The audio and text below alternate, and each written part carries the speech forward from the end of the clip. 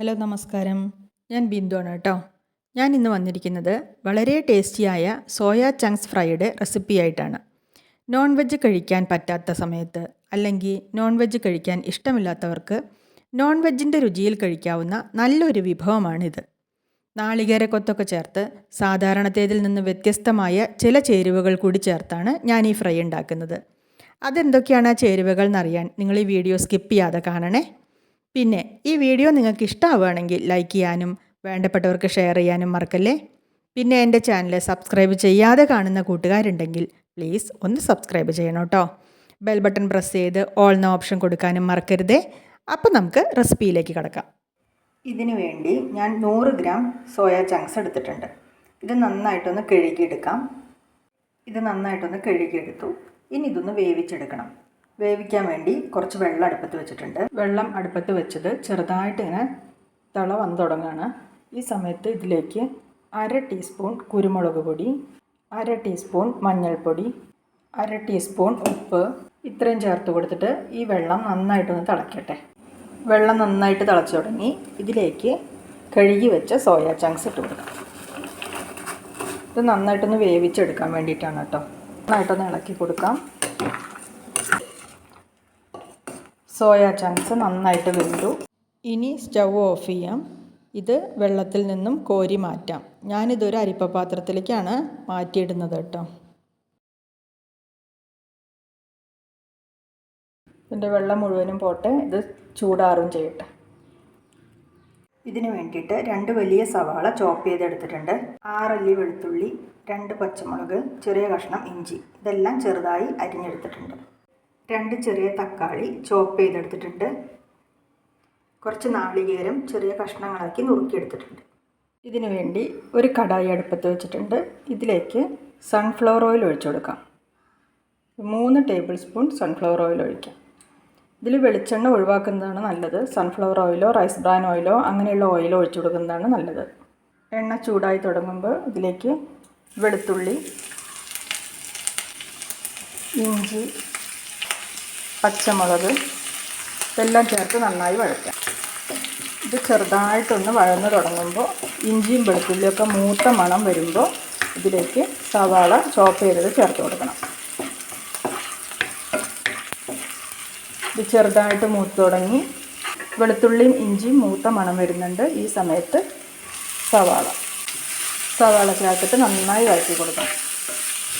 സവാള പെട്ടെന്ന് വഴന്ന് കിട്ടാൻ വേണ്ടി ഇതിലേക്ക് 1 ടീസ്പൂൺ ഉപ്പിട്ട് കൊടുക്കാം. സവാള കുറേശ്ശെ വഴന്ന് തുടങ്ങുന്നുണ്ട്. ഈ സമയത്ത് ഇതിലേക്ക് നുറുക്കി വെച്ചിരിക്കുന്ന നാളികേരക്കൊത്ത് ചേർത്ത് കൊടുക്കാം. നാളികേരക്കൊത്തും സവാളയുടെ ഒപ്പം ചെറുതായിട്ടൊന്ന് ഫ്രൈ ആയി കിട്ടണം. അതിനാണ് ഇതിപ്പം തന്നെ ചേർത്ത് കൊടുക്കണം.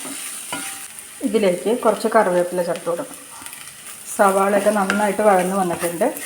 ഇത് ഏകദേശം ഒരു ചെറിയ ബ്രൗൺ കളറായിട്ടുണ്ട്.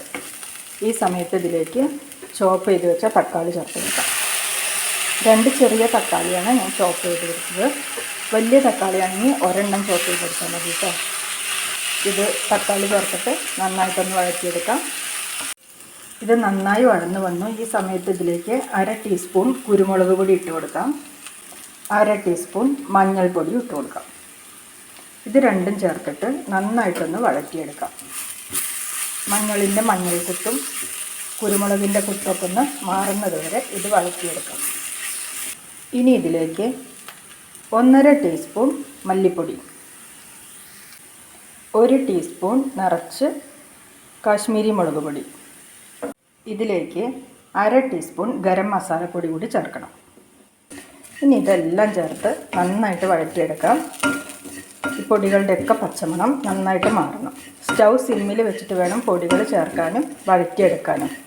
പൊടികൾ ചേർത്തിട്ട് ഇതെല്ലാം നന്നായിട്ട് വഴന്നു വന്നു. പൊടികളുടെ പച്ചമണമൊക്കെ മാറി. ഈ സമയത്ത് ഇതിലേക്ക് കുറച്ച് സോസ് ചേർത്ത് കൊടുക്കാം. ആദ്യം 1/2 table spoon soya sauce, 2 table spoon tomato chilli sauce. Tomato സോസും ചില്ലി സോസും സെപ്പറേറ്റ് ആണെങ്കിൽ ഓരോ ടേബിൾ സ്പൂൺ വീതം ചേർക്കുക. എൻ്റെ കയ്യിലുള്ളത് ടൊമാറ്റോ ചില്ലി സോസാണ്. അതുകൊണ്ട് 2 table spoon tomato chilli sauce ഞാൻ ചേർത്തു. Tomato sauce 1 spoon, chilli sauce 1 spoon അങ്ങനെയാണ് വേണ്ടത് കേട്ടോ. ഇനി ഇത് നന്നായിട്ടൊന്ന് വഴറ്റിയെടുക്കാം. സോസ് ചേർത്ത് കഴിഞ്ഞാൽ ഒരുപാട് നേരം വഴറ്റേണ്ട കാര്യമില്ല. ഇതെല്ലാം നമ്മൾ സ്റ്റൗ സിമ്മിൽ വെച്ചിട്ട് വേണം ചെയ്യാൻ. ഇനി ഇതിലേക്ക് നമ്മൾ വേവിച്ച് വെച്ച സോയാ ചങ്ക്സ് ചേർത്ത് കൊടുക്കാം. ഇത് വലുതാണെന്നുണ്ടെങ്കിൽ കട്ട് ചെയ്ത് ചേർക്കണം. എൻ്റെ കയ്യിലുള്ള സോയാ ചങ്ക്സ് ചെറുതായതുകൊണ്ടാണ് ഞാൻ കട്ട് ചെയ്യാതെ അങ്ങനെ തന്നെ ചേർത്തത്. ഇനി നന്നായിട്ട് മിക്സ് ചെയ്ത് യോജിപ്പിക്കാം.